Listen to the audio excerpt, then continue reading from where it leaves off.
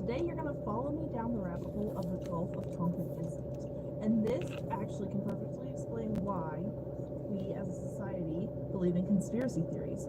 So let's start with what is a conspiracy theory. A conspiracy theory is a belief that some covert but influential organization is responsible for a circumstance or event. So most of the time today in our society, we believe that the government is behind most conspiracy theories. I think almost all of them you hear about either the government being behind it, the New World Order, the Illuminati, the Freemasons, some sort of very influential or behind the scenes organization. So that's what conspiracy theories are. And today we're going to get into the Gulf of Tonkin incident. So the Gulf of Tonkin incident happened in 1964 at the beginning of August. So August 2nd, we were actually attacked by the North Vietnamese, and then August 4th, we were supposedly attacked by the North Vietnamese. And for a long time, this was a conspiracy theory, but until the early 2000s, or since the early 2000s, when the Freedom of Information Act released over 200 documents kind of confirming all the theories out there, right? So what happened to the Gulf of Tonkin incident, and why did we actually get into the Vietnam conflict?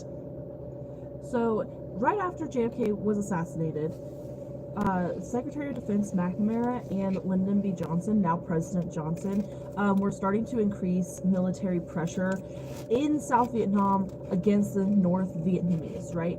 The military and the CIA were working together to train the South Vietnamese to help them with strategic attacks on the North Vietnamese, because if you remember correctly, North Vietnamese, we were really worried about Ho Chi Minh becoming president and communism taking over, and we were in the height of the Cold War. We did not want more communism in the world. I mean, even now we could say that there's a bunch of conflicts because of communism. Okay, so by the end of July 1964, our naval ships were in the area. You know, we weren't directly in the Gulf of Tonkin yet, but we were definitely going there. So on August 2nd, which and Captain Herrick had received and intercepted communications from the North Vietnamese suggesting that there would be an attack a couple days prior, so he had retreated days before. But on August 2nd, he was in the area, and then 3 torpedo boats were coming up on them, right? So they radioed back, said, hey, there's some torpedo boats, they're coming up. They said, okay, fire warning shots if they get within 10,000 feet, or 10,000 yards, excuse me. Of course, the torpedo boats sped up, and the USS Maddox fired 3 warning shots. Well, the North Vietnamese was not about to have that, so they made their attack right after that. They sent their torpedoes towards us, and we went ahead and retreated. But the USS, there's a nearby aircraft carrier, the USS Ticonderoga, and they sent up some planes to, you know, just kind of watch the situation. And the USS Maddox, thank God, evaded the torpedo attacks. They suffered slight damage, but not too bad, and they sailed off to safer waters. Everything was totally okay. But then, on August 4th, the USS Maddox returned, and they were actually accompanied by the USS Turner Joy that day, you know, because 2 days prior, they had been attacked. That day, there were really rough seas. There was kind of like a huge storm outside, rough seas, and the destroyers stayed like several miles off the coastlines of the Gulf of Tonkin, but they were still intercepting messages and different things like that. And then they started receiving radar and sonar blips. And these blips were suggesting that there was a ship or multiple ships inbound. They were going to be attacked again. And the sonar blips were bouncing. What they didn't know at the time, they were bouncing off the USS Turner Joy. They weren't actually under attack. However, USS Maddox was extra vigilant because they were just attacked 2 days prior. So when they started getting these radar blips and these sonar blips suggesting that they were under attack, they started shooting. Later, they came to find out, and the aircraft carrier had the same planes flying overhead again. Came to find out that really the sonar blips were bouncing off other U.S. ships, the USS Turner Joy, and the radar blips was just the crazy waves coming up and just inexperienced sonar and radar technicians. So after or during the attack, Captain Herrick had sent some messages up to Washington saying, "Hey, we're under attack, we're under attack." And then a few hours later, "Hey, it was all a misunderstanding. We weren't actually under attack. We think, with the crazy weather and our inexperienced radar and sonar techs, we think that maybe it was just all a misunderstanding." I've gotten tired of clothes that look cute online but felt cheap in real life. I want better fabrics, a better fit, just better everything. And with Quince, I got it. Their quality is incredible. Everything feels intentional and the prices are shockingly reasonable. It finally feels like my clothes match my standards. Like 100% European linen shorts from $30 and plus swimwear. The best part, everything with Quince is priced 50 to 80% less than what you'd find at similar brands. By working directly with top artisans and cutting out the middleman, Quince gives you luxury without the markup. And Quince only works with factories that use safe, ethical, and responsible manufacturing practices and premium fabrics and finishes. That means 100% organic cotton that have no cost. Hello, summer dresses. Treat your closet to a little summer glow up with Quince. Go to quince.com/rabbit for free shipping or order. Leaving Brigham City, going to Clearfield. Quince.com/rabbit to get free shipping and 365 day returns. Quince.com/rabbit. Summer is just around the corner, and the folks at Denver will remain haunting. Getting a summer bot is out, and getting your savings bot is in. This spring and summer, we want Skippy wireless bills and fat ones. And premium wireless plans for just $15 a month. You can have a coworker break your sweat. Since changing to Mint Mobile, I have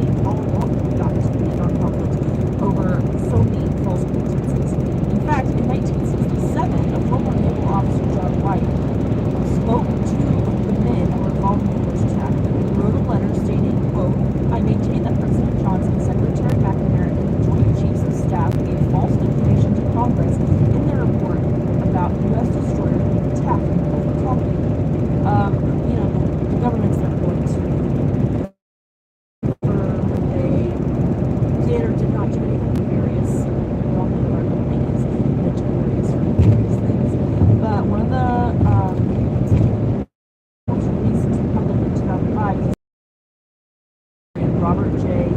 Hayok.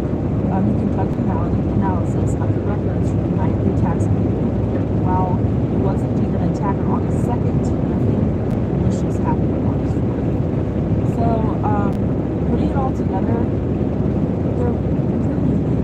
was there really any reason for us to get into the Vietnam conflict? I understand we want to stop communism.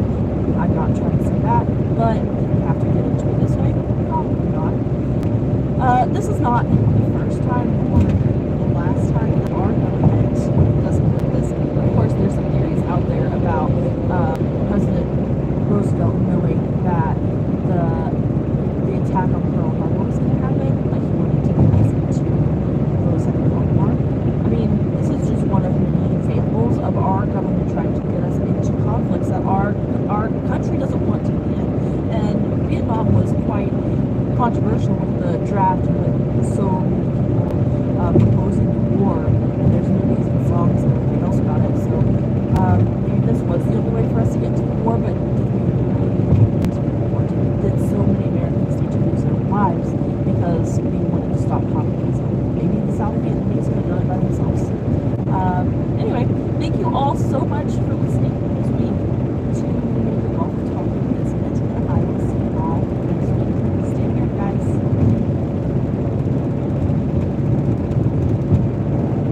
If you like the show, please leave us a rating and review wherever you're listening. Follow us on Instagram at rabbit.holepodcast. The Rabbit Hole is an independent podcast with all research, editing, and producing by me. Special thank you to Zafar Halaha.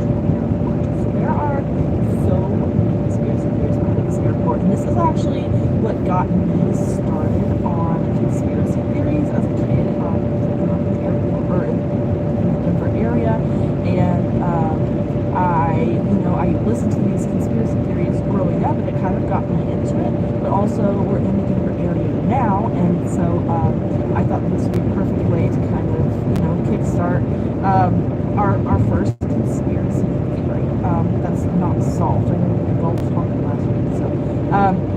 We're going to start with some facts about the airport, and then we'll get into some of these conspiracy theories as well. So the Denver International Airport replaced the Stapleton Airport here in the Denver area. If you've been to the Stapleton area, it's super gentrified now. It's really nice and beautiful, but the Denver Airport is the largest airport in the U.S. at almost 34,000 acres. It's also the 5th busiest with the longest U.S. runway. It's the 8th busiest airport in the world and the 7th longest runway in the world. And our runway, the longest one we have, is 16,000 feet. So 15 big. They wanted to be able to fly international flights nonstop from Denver to anyway. So that's kind of why they wanted such a long runway. The construction of the airport started in 1993, finished 95, 16 months behind schedule.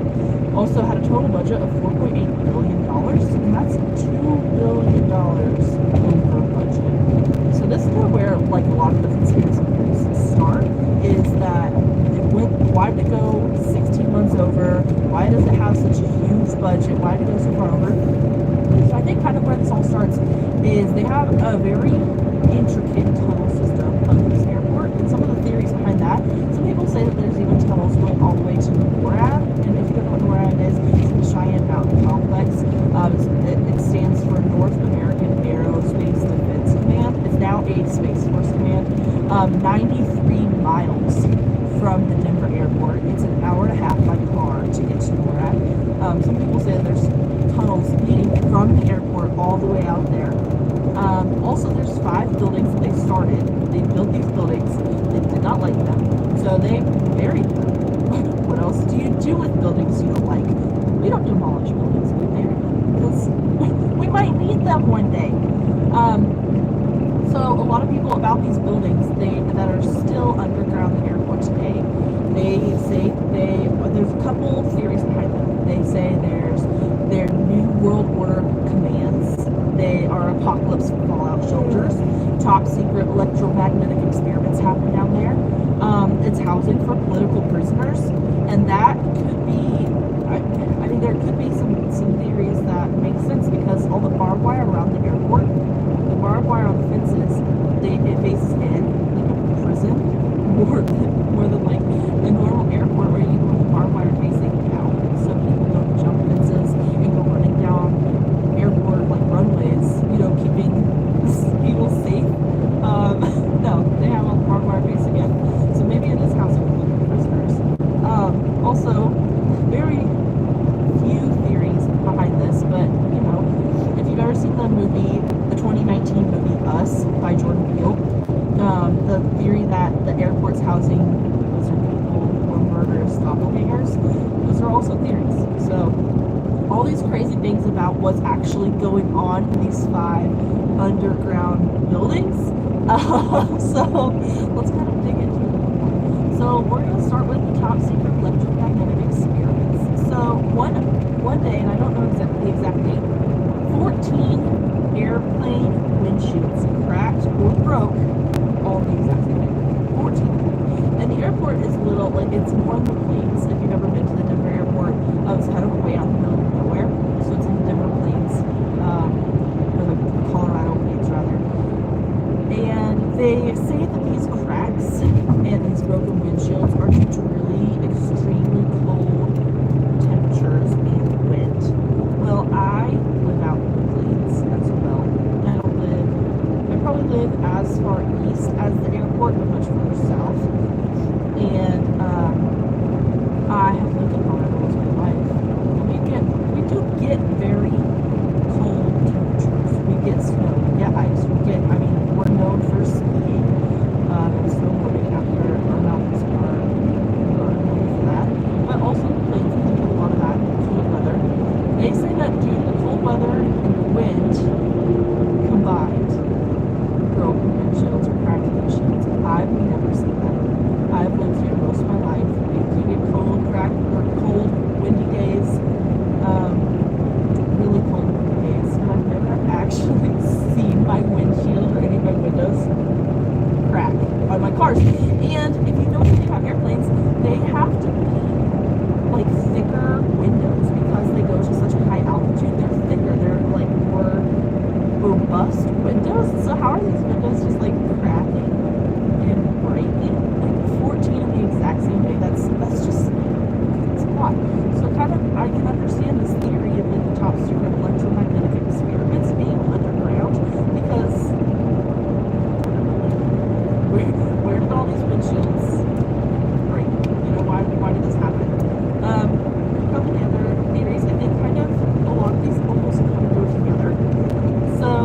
World Order Command and the housing of political prisoners, I feel like that could go together, as well as the Apocalypse Fallout Shelter. And let's kind of get into that a little bit more. So, as far as the New World Order, there is a plaque, and actually there's a time capsule at the airport, and it says that the airport was funded by the New World Order Airport Commission. So this New World Order Airport Commission doesn't actually exist. I tried to find the money trail. I tried to follow the money. That's the best way to get answers when you're looking for something like this, and I couldn't find this anywhere. Anytime you look any of this up, it just brings you right back to this airport. So no other airport has been funded by the New World Order Airport Commission. Nowhere else in the world has there been a New World Order Airport Commission. Like, what is this? Why is it on this plaque? Maybe we'll find out when the time capsule is opened. But the capsule isn't supposed to be opened until 2094. So that year, I will turn 100 years old. Born in 1994. I don't think I will actually be coherent enough to understand what they're pulling out of this time capsule. But who knows? Maybe we'll figure out what is up with this New World Order Airport Commission. As well, some of the New World Order ties is the Nazism. So if you look at an aerial view of the runways and the way the runways are shaped, they are the shape of a swastika. And it's I was in the Navy, I flew on planes, okay. But you didn't have to lay them out like this. You did not have to lay out these runways to look like a swastika like this. You did not have to lay out these runways to look like a swastika, right? So who knows? The time capsule, or not the time capsule, excuse me, the airport is the most known for is its market and inscription. So that same time capsule, as far as I'm worried, the same time capsule plaque has the inscription, has a Freemasons inscription on it. It also says it's funded by the New World Order, this is open it, yada yada yada. It has all kinds of things on it. So people are wondering, did the Freemasons actually fund this time capsule? Are they the New World Order Airport Commission? Who knows, right? And we'll have a whole episode on Freemasons, the Illuminati, the New World Order episode. So if you have more questions about them, just wait, because we're going to dig right into those societies, but not so. So let's talk about this artwork. So let me start by saying I was in the airport very, very recently. The artwork's all gone. It's all covered up. There's nothing left. There's no more artwork, because I would say probably because all the conspiracy theories about them. But let me try to explain this artwork. Let me try to kind of talk you through this, and I'm going to put these pictures on the website as well. So if you have any questions, go to the website, check it out. We'll definitely be posting those pictures, but let's start with the first one. So these were in the baggage claim areas. If you live in the airport, there's a west baggage claim and east baggage claim, and that's where these murals were. So the first mural is called "In Peace and Harmony with Nature," and both these murals have two parts. The first part, you see in the very, very background, you see, and then kind of a little closer in some background, you see a burning forest. On the left side, you're seeing a whale that's bleeding. You see a dead turtle in the middle. In front is a dead Native American descent. I don't know if there's I just pulled off of windshields and hands, and he has a skin tone. On the right side, in the very front, you see a dead, I would say European boy, blonde boy, and then on the right you have a dead African woman, and then kind of draped over all their coffins is a dead cheetah with a bunch of flowers. And you see these people or these kids all around, and they're kind of, in shock, or they just don't really know what's going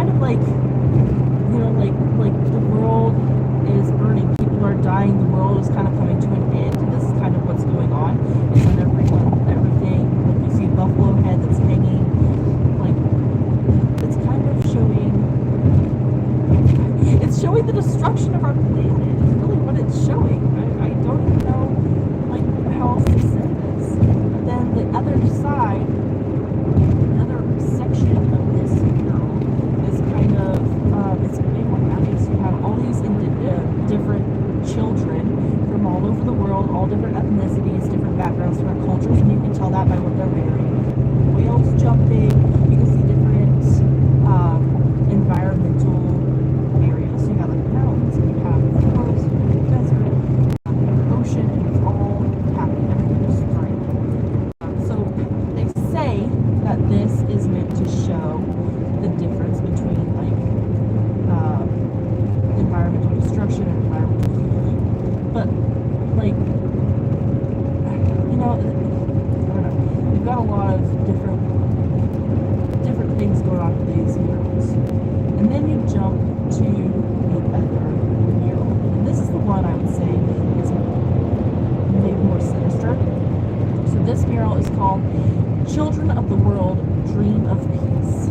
And in my view, the way I'm looking at this is that this mural is kind of showing how we're going to make the other mural come true. So if the first mural is about like the destruction of our planet versus like, you know, everybody living in peace and harmony, everybody's happy.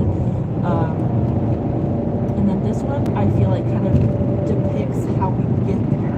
So the first part of this mural, the mural Children of the World Dream of Peace, you see this big military man. He's got a sword in one hand, rifle in the other hand. He's wearing a gas mask. And you see this pile of children on bricks, also dead.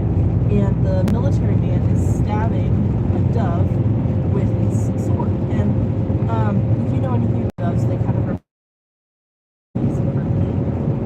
So it's kind of showing like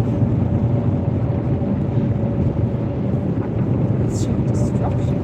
There's like women just holding their babies and crying in this mural. There's just destruction everywhere. And the other side of this, and what people are saying about this part of this mural, before I get to the other side, what is said about this side of this mural is that this is what's going to happen. The New World Order this is what's going to happen is that there's going to be a wall, whoever this New World Order is, and there's going to be a huge war, and there's going to be a lot of death, a lot of destruction, a lot of chaos, and just, you know, ruins. There's really ruins in this picture. It's just going to be a mess. And in order to get the first part of the first mural, the destruction of the world, the destruction of the environment,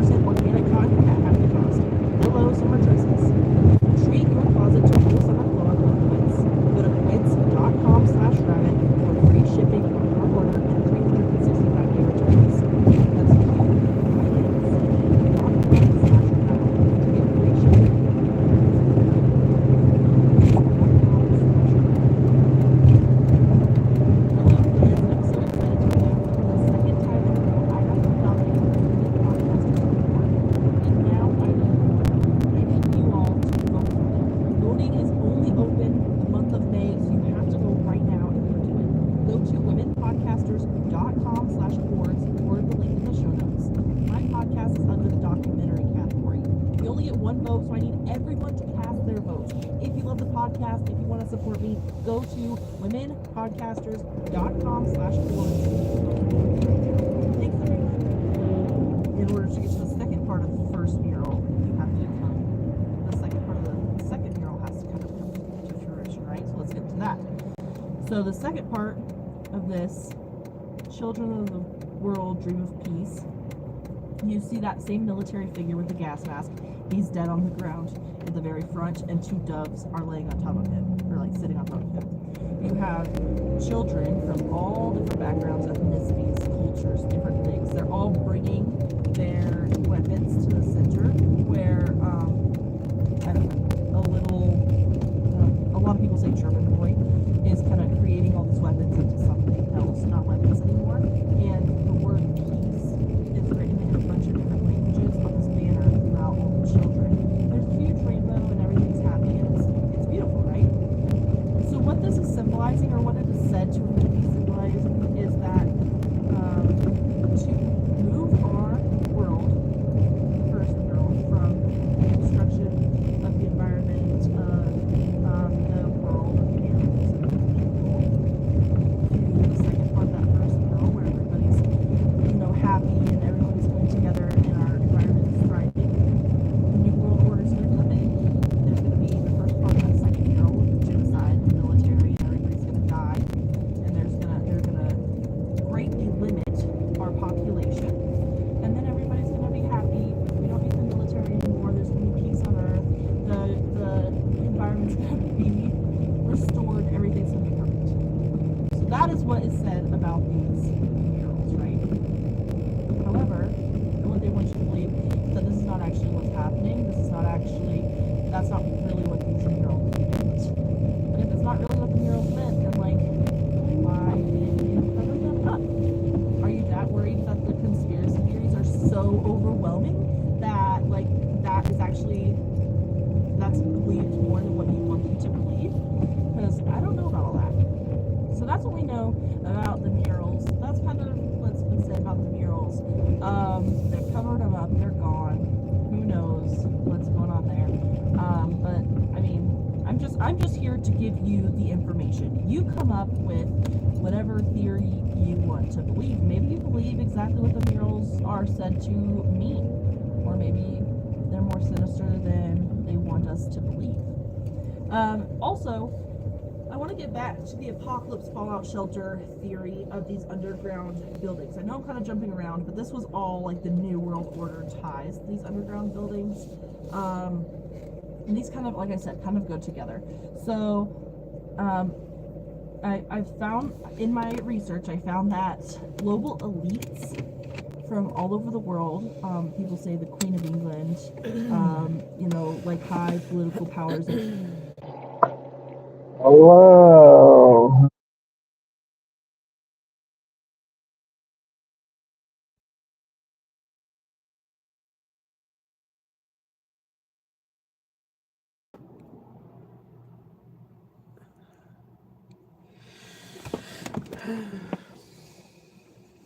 Let's see.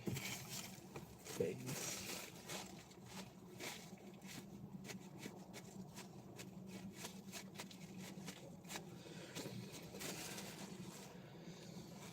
This is where I sit now. Not in a rush to go inside and sit in the dark.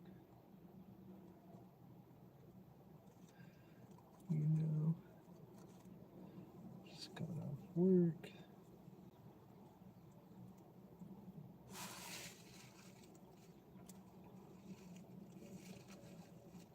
I like watching the sun go up. Pretty cool.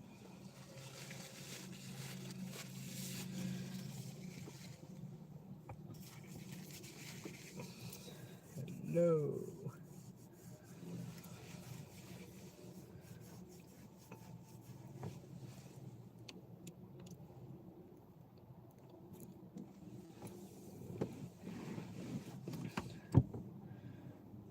So, how's everybody doing?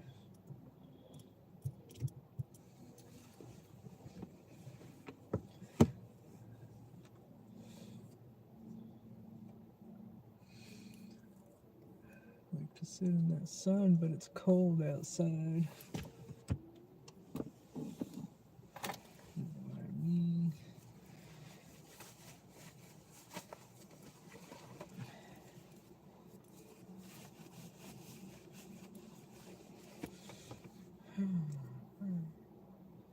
So here we meet again.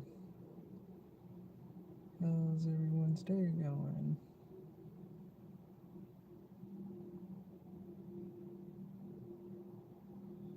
It's my Tuesday, your Wednesday.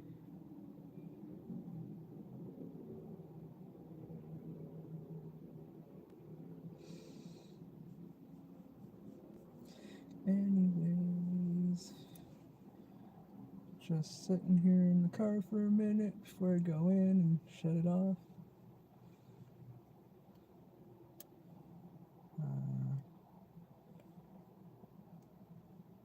Gets kind of lonely. You know, when you got a house full of people and they don't really talk to you.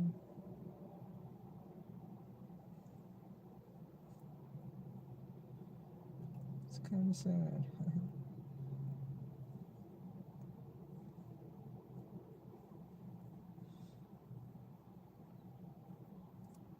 But anyways,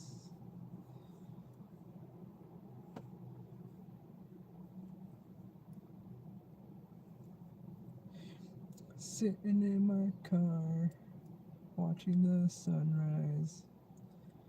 I don't know if you can see out my window. Maybe if I turn it, can you see the sun? I don't know. Can you see the sun?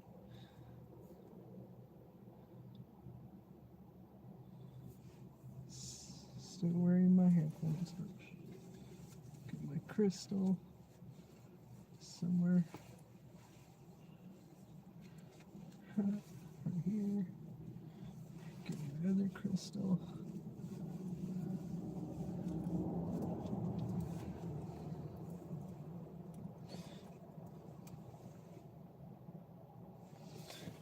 Anyways, just sitting here in my car, waiting for the household to wake up.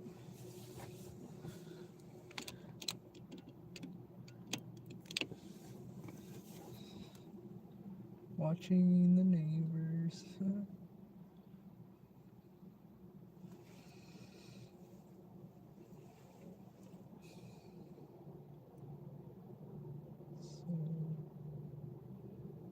we meet again.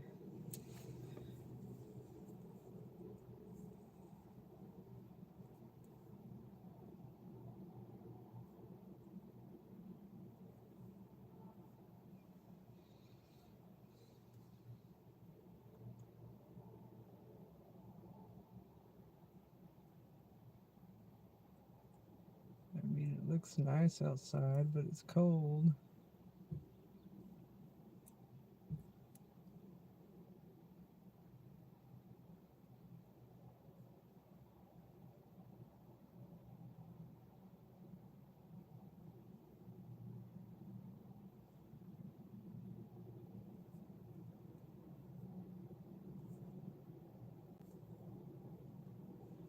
Hello. Welcome, welcome to Boricua in Utah. See that song?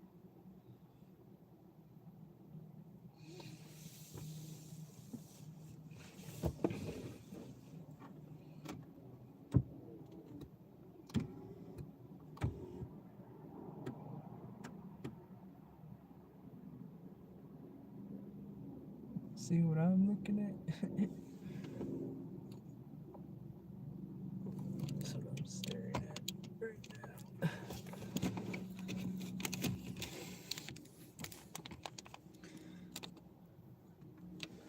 So,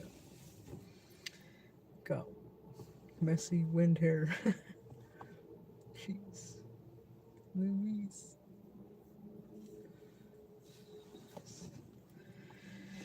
I don't know what to do.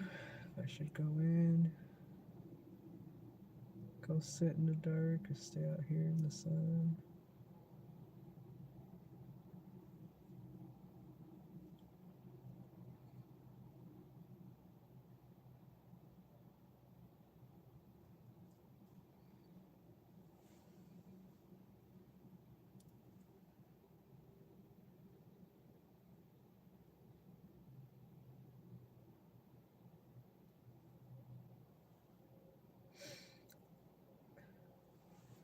Maybe I can get a little high, a little thumbs up, an emoji, a little wave.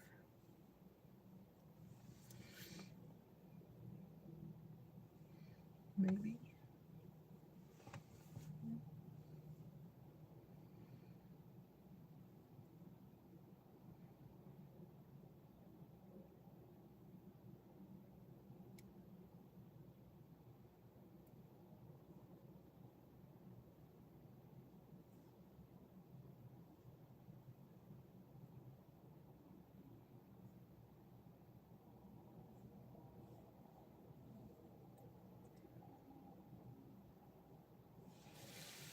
Maybe put it back what I had it on. Hold on, give me 1 second.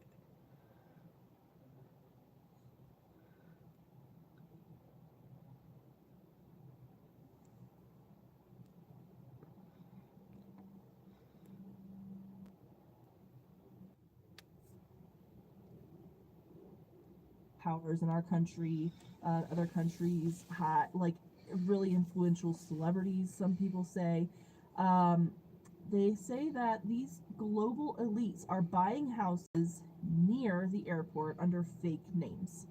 So, like I said, these two conspiracy theories kind of go together. Why are global elites buying houses near our airport under fake names? And let me tell you, there's not like rich neighborhoods around. I mean, there are suburbs around the airport, but they're not like huge, beautiful houses. They're not mansions. They're just everyday houses somebody like you or I could potentially buy in the future, right? Um, and so, why am I saying that this New World Order command, this Fallout Shelter, kind of go together? So, and this is my theory because of the research that I've done behind it. Um, I think that the New World Order, because these murals, are going to cause some apocalyptic event, right? And so you have all these global elites that will fly in because it's an airport, fly in from all over the world. They'll stay in their houses until this New World Order apocalyptic event happens, and they can go into those buildings. They have this fallout shelter. They can be there until the beautiful second part of both the murals, where all the people, all the children of the world are happy and everybody's coming back together in peace. I think that maybe these buildings are going to be the fallout shelters of the global elites. That's where they can be, while this apocalyptic event, this mural foreshadowing, is taking place. So yeah, we'll have to obviously wait and see. These murals, I hear, or in my research, I found that the murals were taken down in 2018, or excuse me, 2008, not 2018. So it's been a while since they were taken down, and they've been up for, since the construction of the airport in 95 when it was finished. So I don't know. I guess we'll have to wait and see how bad does it have to get before this apocalyptic event happens, or maybe it is all just, a bunch of conspiracies that'll never come true. But as we learned in last week's episode, the reason we believe in conspiracy theories, the reason there are conspiracy theories, is because some of them do come true, and that's why, there's all these ideas, all these things that people say about different things, because sometimes we aren't just making this stuff up. Sometimes it's real. So let's get into this murderous Mustang. This is really great. I didn't know much about this conspiracy theory behind this Mustang until I was doing my research for this episode. His name is Blucifer. He has been named that because he has glowing eyes, and everyone says he is he represents one of the riders from the Four Horsemen of the Apocalypse. So we're sticking with this apocalyptic theme. Something weird is happening at the airport, but we don't know what it is, right? So many people say he's cursed. So this Lucifer Mustang, he is a 32-foot tall Lucifer. statue of a horse rearing up on his hind legs. I'm going to put a picture of him on the website as well. Go to this episode's page and you can see all of these pictures, all of the material for this episode. Also, you can find all my source material, so you can check all that out too. Luis Jimenez is the sculptor, and it took him nearly a decade to build this Lucifer, this Mustang. Huge thing. If you've ever been to this airport, he's super cool. He's got red glowing eyes, like I said. So check him out. You said You blue. see him on your way into the airport as you're Glowing driving eyes. up to the terminals. But like I said, he's murderous, right? This Lucifer Mustang is murderous, and he actually killed his sculptor. Lucifer killed Mr. Jimenez. A piece of Lucifer fell on Jimenez, severed an artery, and killed him. So, and Lucifer wasn't done yet. He wasn't finished at, like, the sculpture, he was done murdering at that point. He was finished doing that. But him as a Wow. sculpture was not finished. So, Jimenez's children finished him up and revealed this Mustang to the airport in 2008. He came out, big year for the airport. Came out and was revealed, and everybody got to love and create more conspiracy theories about the Mustang. I think that a lot of the people say that he represents one of the Four Horsemen because of the conspiracy theories already happening at the airport. There's also gargoyles at this airport. Gargoyles are meant to ward off evil spirits, so I didn't get too much into them because I have an all-seeing eye above my door to ward off evil spirits. My brother-in-law has a gargoyle outside his door, or outside his house, to ward off evil spirits. I didn't want to dig into the conspiracy theory behind that because maybe it was like, just one of those things people do as like a superstitious thing. When they finish the airport, they're like, let's throw up a couple gargoyles. So there are conspiracy theories behind them, but I don't know. I think those are pretty far out there, and I know I'm here to give you the scoop on all of them, so that's why I thought, I'll just go ahead and include it. But it's a gargoyle. It's a gargoyle. So one of the last conspiracy theories I'm going to cover is kind of more of a local conspiracy theory. So there are two mayors of Denver that kind of got this first. The mayor that kind of got the ball rolling, then the mayor that finished the project up, right? It takes a lot to convince the people of a town, city, state, what have you, to build a new airport, especially an international airport, especially when you have an airport that works fully operational, totally fine, right? The Stapleton Airport was totally fine. There was nothing wrong with it. It wasn't falling apart. The biggest problem is that the Stapleton Airport, its Stapleton area is really close to Denver. It's really it's in the heart of Denver now.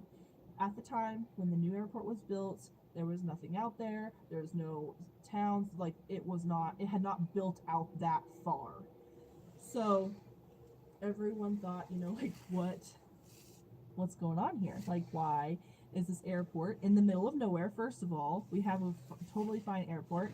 Now, in today's day and age, there's so many people that have moved to Denver, and we have expanded so far out. We've kind of grown out towards the airport. It still feels really far out there, but not as far as it did when I was a kid, man. There was nothing out there. There was no even little, like, town where people were living. Nothing. No suburbs. Nothing out there. So we've grown into it, but at the time, Stapleton was doing just fine. So we had two mayors that kind of, worked this project back to back. The first mayor, his last name's Pena. You have Pena Boulevard that leads you out to the airport. Totally makes sense. What's the conspiracy theory here? Where am I going? So I've heard from locals.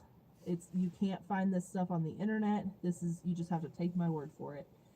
Locals here believe that the land, because like I told you at the beginning, this is a huge airport, 34,000 acres. And the land out there it's not really great for a lot. It's very windy, it's hard to do a lot. You can do stuff, but it was cheap land too. The conspiracy theory the theory behind this is the mayor, the first mayor, Pena, he had a friend who owned a decent amount of the land out there. Of course, there was more land that needed to be owned, that needed to be bought for the airport. But this mayor had a friend. This friend owned a lot of land out there. So why did they put the airport all the way out there? Because if the mayor bought the land from his friend, under the table, of course, would give him some kickbacks. Good old politicians love their kickbacks from their friends. And so that's what they did. They bought the land where they did. Why not closer? Because you don't get any kickbacks if you buy closer land, because my friend owns land way out here. One of the other kind of local conspiracies is the United Airlines deal. So this is what they say. They say that the reason the airport went 16 months over, the reason the airport has this underground tunnel system, is such an intricate underground tunnel system, is because of United Airlines. So the United deal was they would give the airport, or the town, the city of Denver, $65 million, and they will be based out of Denver, and they are based out of Denver, to put in this underground baggage system, right? So that's why it had to go 16 months over. That's why, but we needed this money to finish this airport, right? And so they needed the extra money, but they couldn't do it in the time frame allotted. So they went 16 months over, they put this underground baggage system in, and then, United is based out of Denver. Well, the underground baggage system didn't even work for the first, several years. It didn't work. They finally got it working. I think it's working now. But they put all this effort, all these things in for this system that didn't work for a while. And that's what they want us to believe. And that's why I call it a conspiracy. That's why I included it in the local conspiracy, right? Is because they want us to believe that all these tunnels are for this baggage system. They want us to believe that it went over for this United deal, and United gave us $65 million, or gave the city $65 million in order to finish this airport. The airport went so far over budget, $65 million barely put a dent in it. If you remember, it went $2 billion over budget. And $1 billion is 1,000 millions. So 65 out of 1,000 is really just not that much. But I mean, what do I know? Maybe that's the truth. Maybe I'm just a skeptic at heart. But that's what I got for the Denver airport, everyone. I hope you really enjoyed this episode. Like I said, all of our source material, all these pictures, if you want to know more, you can do your own research. Like I will put all of the information, everything I watched, everything I read, everything I looked into to create this is going to be on the website. There's a link in the show notes. Please take a look. Give us a 5-star rating. Love us. Share us with your friends if you're really enjoying it. And we will be back next week with a whole new episode. If you have a conspiracy theory you want me to cover, send me a message on Instagram, on Facebook, at our socials, and I will see you guys next week. Thank you so much.